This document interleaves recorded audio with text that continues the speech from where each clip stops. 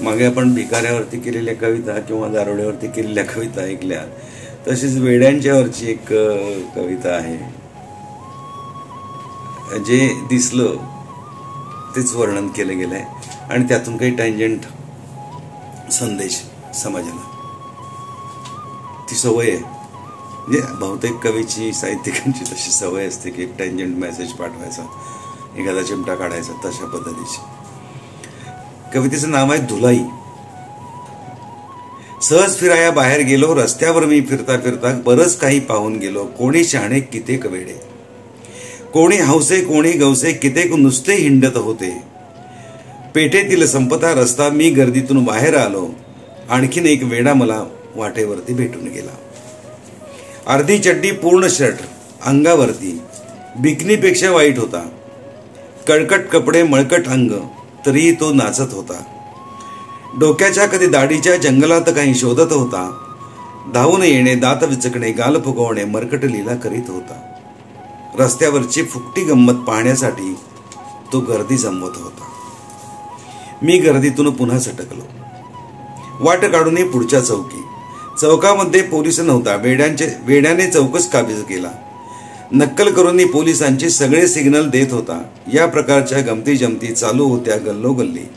या वेड्यांच्या मत्तीसाठी सामाजिक संस्था उभी राहिली. हिरिरीने पुढे येऊन वेड्यांची साऱ्या गणती केली. एकत्र आणून एका जागी त्यांची साफसफाई केली. अंघोळीनंतर अंगावर नव्या झुल्या चढवल्या त्यांनी. गोडधोड जेवण घालून सोडून दिले पुढल्या वर्षी येण्यासाठी. कदाचित करतील त्यांची सोय सदाची आमदार फंडातून, त्यांच्या राहण्या खाण्याची आणि आधुनिक उपचारांची.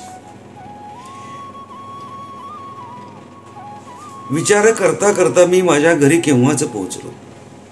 त्या वेड्यांना विसरून गेलो.